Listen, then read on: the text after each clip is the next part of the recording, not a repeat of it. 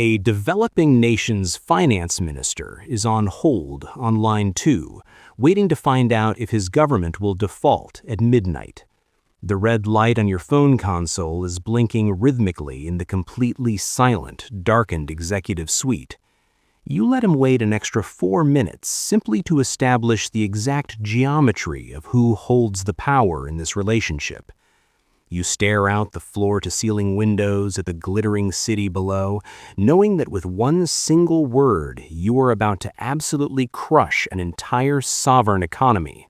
Hey everyone, and welcome back to the channel. I am so glad you are here today because we are going to dive into a topic that is as fascinating as it is terrifying.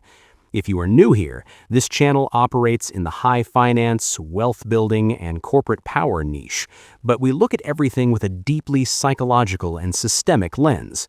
We focus heavily on the hidden realities of money, the exact mechanics of how capital truly moves around the globe, and the intense personal sacrifices that are absolutely required to achieve ultimate structural power. Usually, we talk about the progression of an investment banker or a CEO, or what it is like working at a $1.4 trillion sovereign wealth fund, or even understanding how the ultra-wealthy use debt to avoid taxes using the buy, borrow, die strategy. But today, we are going to the absolute extreme. You guys love titles that promise insider access to extreme wealth or power, especially the ones that place you directly into a high-stakes scenario. So today, we are going to explore a very specific, ruthless journey. You force a country to pay its debts. We're going to walk step by step along the path from being a distressed debt analyst all the way up to becoming a vulture fund manager who buys defaulted sovereign bonds for pennies and litigates desperate nations into submission. This is going to be a cinematic, chronological ascent of the hierarchy, emphasizing exactly how your character fundamentally changes and hardens at each level. So, grab a drink, settle in, and let's decode the true architecture of power. Let us start at the very beginning, with level 1, the grunt work. You are 23 years old, fresh out of an elite university, and you have just landed a job as a distressed debt analyst. You walk into the towering glass skyscraper on your first day, genuinely thinking that this job is just about making money. But you learn the cold truth incredibly fast. At this level, you are not considered a person. You are a function. Your entire existence is reduced to staring at financial models until your eyes burn. Imagine this highly specific scenario. The number on your screen right now is $847 million. I really want you to think about that. It is not your money, and it will never be your money, but you are the one who has to model it. It's 11:47 at night. You are sitting alone in the office, and your coffee is completely cold. The spreadsheet has been open for 11 straight hours, and the model is theoretically supposed to hold, but at exactly 11:48 p.m., it does not hold, and you realize something is very wrong. You feel a crushing wave of panic in your chest. You are working grueling 14 to 18-hour days. You fix broken spreadsheets at midnight, and despite all this agonizing effort, your name is absolutely never on the deal. At this stage, you are just looking at the debt of failing companies. You are reading 500-page legal indentures looking for a single comma that might allow your firm to extract value from a dying corporation. You are utterly exhausted, missing your friends' birthdays and family dinners, but you push through the fatigue, crunching the numbers night after night because you desperately want to climb out of the basement. You want the promotion, the prestige, and the power. Eventually, your relentless obsession with the numbers pays off, bringing us to level 2, the ascent and the compromise. You finally gain a real title, like vice president or director, and this is the moment you start making real, life-changing money. But this is also the exact moment when the psychological toll begins to manifest.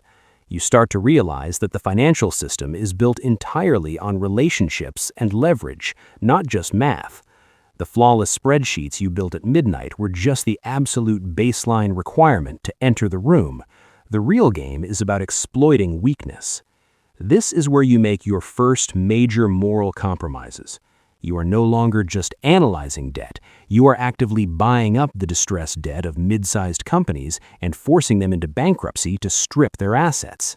You sit in a boardroom and make the call to liquidate a manufacturing firm, putting hundreds of normal people out of work. At first, you might feel a sharp pang of guilt, but you quickly learn to silence it. You rationalize it by telling yourself that the market is efficient and you are just doing your job. You fire people, you destroy livelihoods, and slowly but surely you stop feeling guilty about it. Your personality is actively changing, becoming detached and cinematic. One night, after closing a particularly brutal restructuring deal that earned you a massive bonus, you go back to your room. You drink one glass of expensive whiskey completely alone in a sterile hotel room. As the liquid burns down your throat, what you feel is not actually happiness. It is something much closer to relief, and you coldly file that distinction away in your mind. You are beginning to understand that ascending this ladder explicitly costs you your humanity. The empathy is being slowly extracted from you. Now we enter level 3, entering the sovereign arena. You have proven yourself in the corporate distress world, and your firm moves you into the most ruthless playground on earth, sovereign debt. You are no longer dealing with failing companies, you are dealing with failing countries. When a developing nation experiences an economic collapse, a revolution, or a massive currency crisis, their government bonds plummet in value. Investors panic and sell them for pennies on the dollar. That is exactly when you step in. At this level, you begin to view finance not as a regular job, but as vast architecture and machinery. You are learning that true wealth and power are not about the cash sitting in your bank account. They are about structural power, positioning, and leverage. You start buying up hundreds of millions of dollars of a desperate country's debt for a tiny fraction of its face value. Your friends from your old life might ask you how you sleep at night, knowing you are betting against an entire population. But you don't really have friends from your old life anymore. You realize that privacy, trust, freedom, and human connection are not things that you accidentally lost along the way. They are the exact things you deliberately exchanged to get to this level. You trade away your warmth and your compassion to become a master of the machine.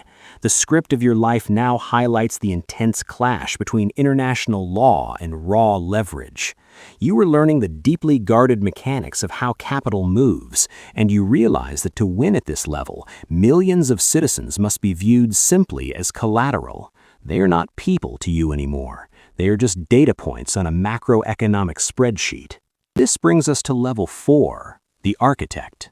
You are now a senior partner, stepping into the role of a true vulture fund manager. You no longer actually do the day-to-day grunt work. You control the entire architecture of the operation.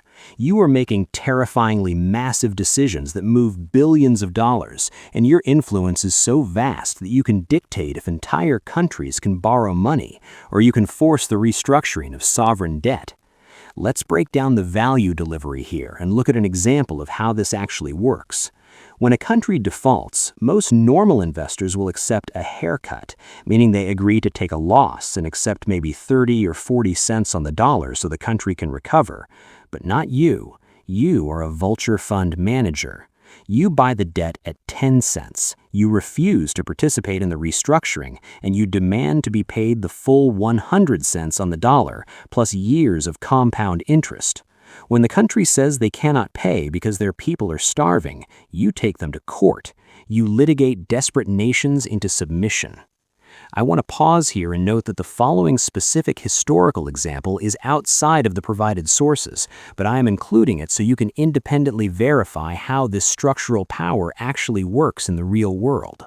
A famous example of this was when a real-world hedge fund sued Argentina over defaulted bonds and literally convinced a judge in Ghana to seize an Argentine naval training ship with hundreds of sailors on board, holding it hostage to force the country to pay its debts.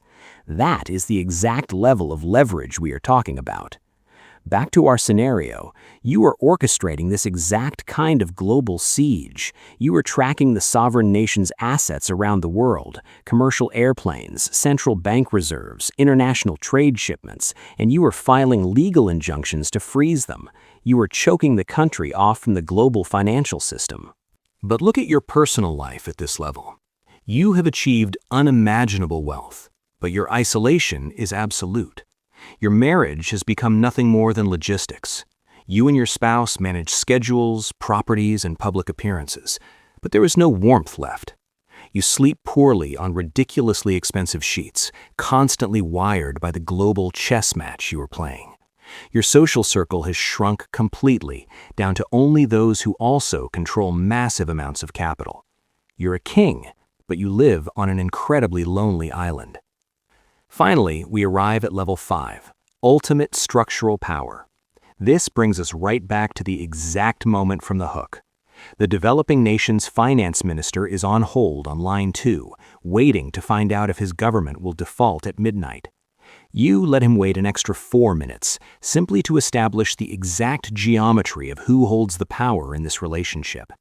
When you finally pick up the phone, your voice is completely devoid of emotion.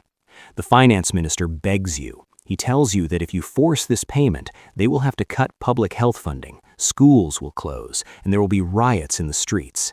You listen to him in silence, and then, with the cold detachment of a machine, you tell him that the legal judgment is final, and you expect the wire transfer to clear New York by the morning.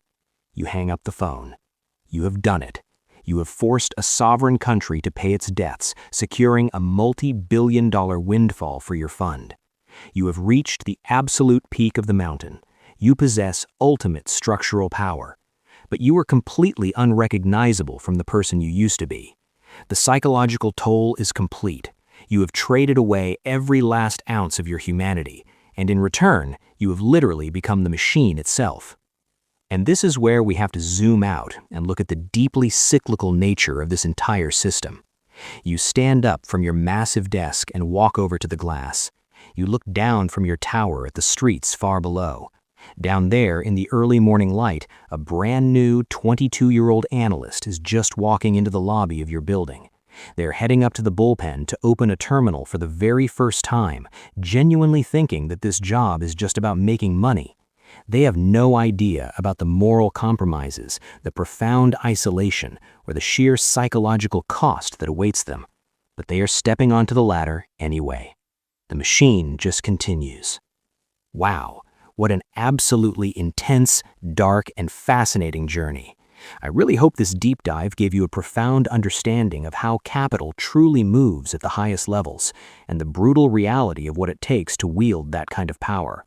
It is a side of the financial world that is rarely talked about, where international law and raw leverage collide, and where empathy is treated as an absolute liability.